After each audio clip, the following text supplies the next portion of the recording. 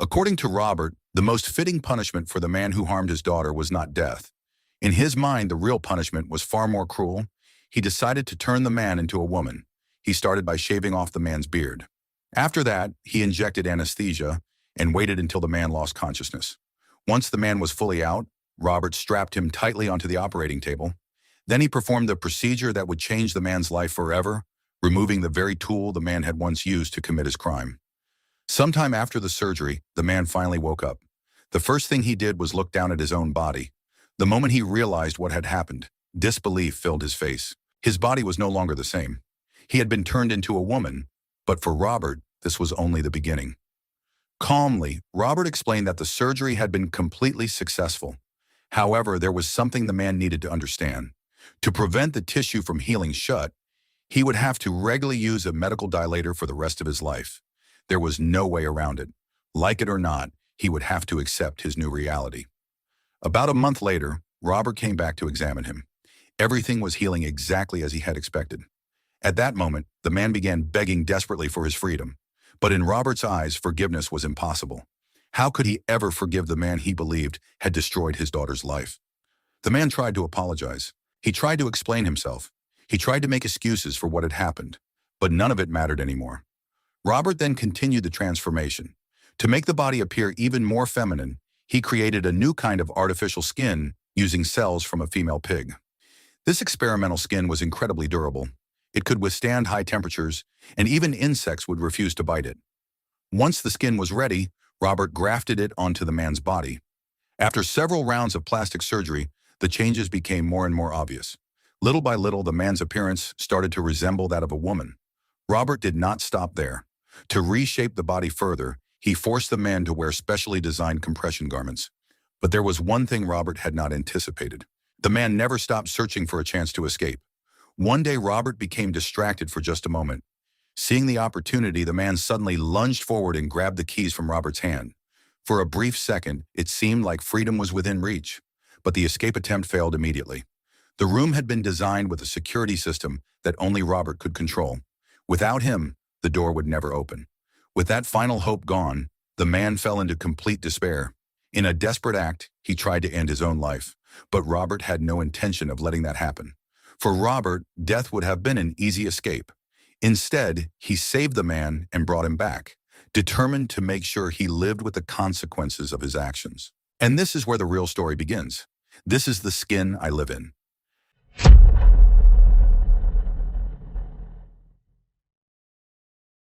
However, to truly understand how things could become this disturbing, we need to go back to the very beginning of the story.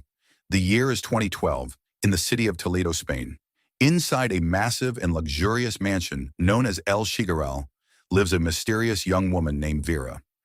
Vera is rarely seen without a tight suit made of fabric that covers almost her entire body. For years, she has lived locked inside a single room. But strangely enough, her situation does not look like a typical case of captivity. Vera does not appear panicked or desperate. In fact, she seems almost comfortable. Everything she needs is provided for her. A television, books, daily meals, exercise equipment, and comfortable furniture all fill the room. To pass the time, Vera often creates clay mannequins, wrapping them in layers of fabric and bandages. Sometimes she also designs and modifies the clothes that have been given to her, since sewing and fashion design happen to be her favorite hobbies. Every movement she makes is carefully watched through security cameras installed throughout the mansion. The luxurious house itself belongs to Robert Ledgard, a highly respected plastic surgeon. The mansion is staffed with several housekeepers, including the head housekeeper named Marilia. In front of a group of officials, with his fellow surgeon and close friend Fulgencio also present, Robert presents his latest research. He introduces an artificial skin that looks almost identical to human skin, but is far stronger. It can resist insect bites and even withstand high heat. Robert calls this invention Gal, a name chosen to honor his late wife, who died after suffering terrible burns in a car accident. He explains that the experiment has already been tested on a laboratory mouse, and the results were extremely promising. Because of that success, Robert believes the artificial skin could eventually be applied to humans. Later that evening, after the formal presentation ends and everyone gathers for dinner, Robert continues discussing his research with the president of the Biotechnology Institute. During their conversation, Robert reveals that he has been using a method known as transgenesis. This technique modifies human DNA by combining it with pig DNA in order to make the artificial skin compatible with the human body. Hearing this immediately alarms the institute president. He explains that transferring animal cells into humans is strictly prohibited and violates ethical research standards. Because of that, he warns Robert to stop the experiment immediately, or he will report the case to the scientific community. Robert calmly brushes off the warning. He insists that the research is purely personal and intended only to expand his own knowledge. He also claims that all of his experiments so far have only involved animals. However, once Robert returns home, it becomes clear that this is not entirely true. Back at the mansion, Robert continues his work inside a hidden laboratory. When he later enters Vera's room, he discovers her unconscious on the floor after attempting to harm herself. Without wasting any time, Robert rushes her to the operating room. There he treats her injuries and once again applies the artificial skin, almost like giving her a second layer of protection. The purpose is not only to restore her body, but also to prevent her from ever being harmed again, even by fire. It also becomes clear that Vera's face has been surgically shaped to look exactly like Robert's late wife, Gal. At this point, it becomes hard to ignore the truth. Vera is not simply a patient, she is the product of Robert's experiments. Vera's daily activities are constantly monitored through CCTV cameras by Marilia. At the same time, Robert also watches her through a large screen in his own room. Marilia eventually warns Robert that keeping the woman alive is dangerous. Sooner or later, she believes Vera will attempt something unthinkable again. In other words, even though Vera appears calm on the surface, she is likely carrying deep emotional pain inside. Not long after that, Robert makes a drastic decision. He fires all of the house staff at the mansion, except for Marilia. He cannot risk anyone else discovering the secret of what he has done to Vera. A few days later, while Robert is away from home, Marilia receives an unexpected visitor. It is her son, Zeka, whom she has not seen in 10 years. Zeka arrives wearing a tiger costume from a carnival. The disguise is not for fun. He is trying to avoid being recognized by the police because he is currently on the run after committing several robberies. At first, Marilia refuses to let him inside the house, but Zeka insists. He begs to stay there for a while until things calm down. On top of that, he hopes Robert might help him by performing plastic surgery on his face so he can escape the police more easily. After they finish eating, Zeka casually looks at the CCTV monitors inside the house. The moment he sees Vera on the screen, he freezes in shock. To him, the woman looks exactly like his wife. Marilia immediately pulls out a gun and demands that her son leave the house at once. Zeka is not only a wanted criminal, but also someone who constantly causes trouble. Now he has seen Vera, the very person Robert has been secretly experimenting on, but Zeka refuses to leave quietly. Instead, he suddenly attacks Marilia and ties her up. After that, he begins searching the mansion until he eventually finds Vera's room. The door is locked, so he returns to Marilia and forces her to reveal where the key is hidden. Once he gets the key, Zeka does not bother freeing his mother. He leaves her tied up with cloth stuffed into her mouth, then heads straight back toward Vera's room. Without wasting any time, Zeka storms into Vera's room.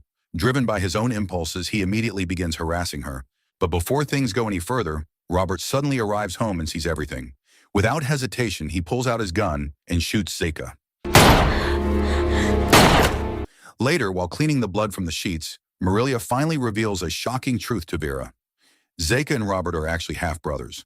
They share the same mother but have different fathers, and neither of them ever knew about it. Marilia is their biological mother. Zeka's father was once a servant in the mansion, while Robert's father was the former owner of the house, Mr. Ledgard. At the time, Mr. Ledgard had an affair with Marilia because his wife could not have children. When Robert was born, he was immediately adopted and raised by Mr. and Mrs. Ledgard as their own son. That is why Robert grew up with privilege. He was able to receive a good education, eventually becoming a successful plastic surgeon. Later, he married a woman named Gal, and together they had a daughter named Norma. Zeka's life, however, took a very different path. He ran away from home at a young age and grew up on the streets. By the time he was only 7 years old, he was already selling drugs just to survive. Then about 12 years ago, around the early 2000s, Zeka suddenly returned to the mansion at El Chigaral. At that time, he was asking for protection because the police were chasing him. During that period, something unexpected happened. Gal began having an affair with Zeka. Their relationship quickly became serious, and eventually the two of them decided to run away together. But their escape ended in disaster. Not long after leaving, they were involved in a terrible car accident. Zeka managed to escape the wreckage, but Gal was trapped inside the burning vehicle. Fortunately, Robert arrived in time to rescue her, However, Gal survived with horrific burns covering almost her entire body. For months afterward, the entire household lived in darkness. Mirrors were removed and the windows were covered, all to prevent Gal from seeing her own reflection. But one afternoon, everything fell apart. Gal woke up and heard Norma singing outside the house. When she walked to the window and looked out, she accidentally caught a glimpse of her reflection in the glass. The shock was too much for her to handle. In a moment of complete despair, Gal jumped out of the window and fell to her death right in front of her daughter, witnessing something that horrifying, deeply traumatized Norma. From that moment on, she began shutting herself off from the world. Her mental state continued to decline, and at one point she even attempted to take her own life, although she was saved. After giving Zeka a proper burial, life in the mansion slowly continued. At some point later, Robert becomes intimate with Vera. That night, as they fall asleep, Robert begins dreaming about events that happened 6 years earlier, back in 2006. At that time, Norma had already spent several years receiving treatment at a psychiatric hospital. Her condition had improved enough for Robert to bring her to a party. But during the event, Robert became distracted while talking with other guests. When he finally noticed Norma was gone, she was nowhere to be found inside the building. He rushed outside to search for her and eventually reached a wooded area nearby where several teenagers were hanging out and partying. That was when Robert found Norma lying weak in the bushes. As soon as he tried to comfort her, she suddenly began screaming hysterically. Just moments earlier, a young man had been seen leaving the area on a motorcycle with the license plate number 8830. At this point, the story shifts again. Vera also begins remembering events from 6 years earlier. This time, the memory follows a young man named Vicente. Vicente worked as a fashion designer in his mother Susie's clothing shop. On that particular day, he invited a co-worker he liked, a girl named Christina, to wear a floral dress and attend the party with him. Unfortunately, she rejected the invitation, so Vicente decided to go to the party alone and planned to meet some friends there. And interestingly enough, the motorcycle he rode carried the exact same license plate number that Robert saw that night. But the truth about what happened to Norma is very different from what Robert believed. Norma was not assaulted at all. She and Vicente had simply been partying together while drinking beer and taking pills. However, during the party, a singer began performing a song that Norma used to sing before her mother died. Hearing that song suddenly triggered her trauma. Norma started screaming hysterically. Vicente panicked. Afraid that people might think he had done something wrong, he reacted without thinking and slapped her to silence her. The blow knocked Norma unconscious. Realizing what he had done, Vicente immediately fled the scene on his motorcycle. And as he sped away, Robert happened to catch a glimpse of him leaving. From here, the story continues with a flashback to 6 years earlier, back in 2006. After seeing the motorcycle plate number, Robert begins tracking down its owner. His search eventually leads him to Vicente. The very next day, on September 10, 2006, Robert is already waiting near the clothing shop owned by Vicente's mother, Susie. That night, when Vicente rides home on his motorcycle, Robert intercepts him and kidnaps him. When Vicente finally regains consciousness, he finds himself chained inside a cave. Meanwhile, back in the outside world, his mother, Susie, refuses to believe that her son is dead. The police eventually give up the search after finding Vicente's motorcycle destroyed near a cliff, leading them to believe he fell into the sea and drowned. But Susie continues to believe that her son is still alive somewhere. At the same time, the aftermath of the party leaves Norma in a far worse condition. She is taken back to the psychiatric hospital, but her mental state has deteriorated even further. This time, Norma becomes convinced that her own father was the one who assaulted her. In her memory, the last thing she remembers is waking up hysterical while being held in Robert's arms. She cannot understand that he was only trying to comfort her. Sadly, only a few days later, the trauma and depression finally overwhelm her. Norma takes her own life. Back in the cave, Vicente remains imprisoned for days. Robert keeps him alive with nothing but water. Eventually, Robert returns to the cave one afternoon. He washes Vicente and gives him a small amount of food. Then not long after that, Robert begins carrying out the transformation. He starts turning Vicente into a woman. And this is where the truth finally becomes clear. Vera is actually Vicente. Robert's motivation is not only revenge for what he believes Vicente did to his daughter. In his mind, this transformation is also a way to bring his wife back to life, at least in appearance, even though the person inside the body is still a man. At one point during captivity, Vicente tries to harm himself. Robert manages to save him by stitching the wound on his neck. Several weeks later, once the injuries have healed, Robert begins calling him by a new name. From that moment on, Vicente is known as Vera. The psychological pressure is overwhelming. Vera is locked away for years and forced to live as a woman. Robert provides makeup tools and instructional books, trying to reshape her identity completely. But Vera refuses to play along in the way Robert expects. Instead of using the makeup, she takes the eyebrow pencils and begins writing on the walls, marking date after date. It becomes her way of keeping track of how long she has been trapped there. At least the room is equipped with a television, although the channels are very limited. Over time, Vera tries to calm her mind by practicing yoga. Years pass. Eventually, Robert hires Marilia again to work in the mansion. She had actually been a housekeeper for the Ledgard family when Robert was still a child. What Robert still does not know is that Marilia is actually his biological mother. Marilia is strictly forbidden from entering Vera's room. She is only allowed to monitor her through the CCTV cameras. Robert claims that Vera is a special patient who requires careful supervision, and so Vera continues living inside that room. To keep her quiet and detached from the past, Robert often gives her opium. 6 years pass like this. To the outside world, Vicente has simply vanished. His disappearance remains a mystery, and his mother, Susie, eventually resigns herself to the belief that her son is gone forever. No one knows that Vicente has been surgically transformed and forced to live as Vera from 2006 until 2012. After the incident with Zika, Robert begins trusting Vera more. For the first time in years, she is allowed to leave her room. Vera even promises that she will stay by Robert's side. At this point, many people might find the situation confusing. If Vera is actually Vicente, why does she appear so close to the man who tortured her? There is a psychological explanation for this behavior. It is known as Stockholm Syndrome. This condition can develop when a victim begins to feel sympathy or emotional attachment toward their captor. It usually happens after long periods of captivity, especially when the victim depends entirely on the captor for food, shelter, or even small acts of kindness. And that is exactly what Vicente has experienced. He was operated on, imprisoned for years, and forced to live inside a room where every need was controlled by Robert. One day, while going shopping with Vera, Marilia quietly carries a weapon inside her bag.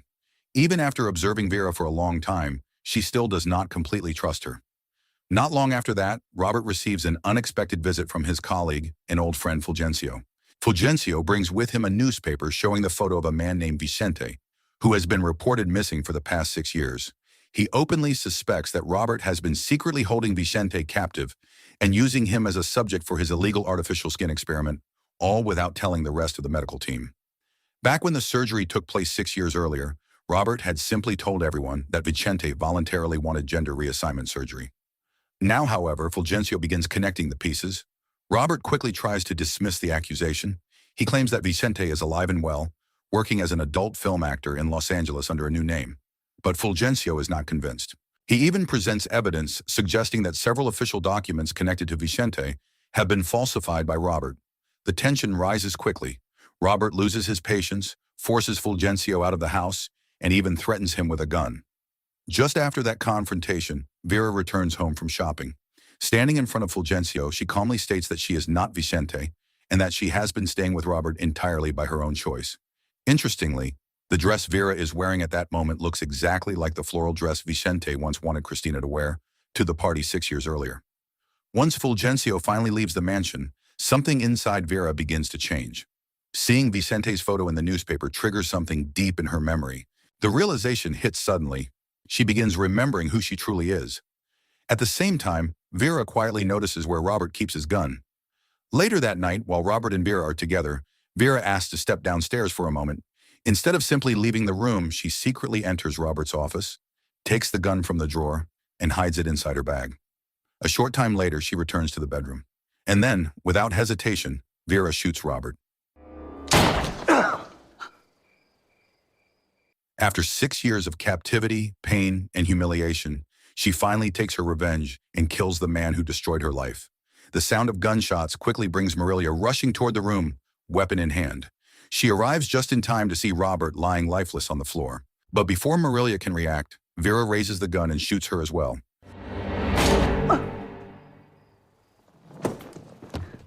With that final act, Vera eliminates the last person tied to the nightmare inside the mansion. After 6 long years of imprisonment, Vera finally leaves the luxurious house at El Chigueral behind. Her next destination is the clothing shop owned by Susie, Vicente's mother. When Vera walks inside, her eyes immediately fill with tears as she sees her mother and Cristina again, but neither of them recognize the person standing in front of them.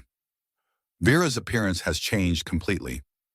Gathering her courage, Vera finally reveals the truth. She explains that she is Vicente, the son who disappeared years ago after being kidnapped and forced into surgery. At first, Christina cannot believe it. But then Vera shows her the floral dress she is wearing, the very same dress Vicente once planned to give Christina before he vanished 6 years earlier. Christina is left completely speechless. She can only stand there in silence, struggling to hold back her tears as she looks at Vera. Moments later, Susie approaches them. With trembling emotion, Vera tells her that she is actually the son she has mourned for years, the one the police declared dead. Vicente has finally come home. So the moral of the story is never assume you're safe at a rich plastic surgeon's mansion, because you might leave with a brand new identity, brand new skin, and a lifetime subscription to unexpected life upgrades.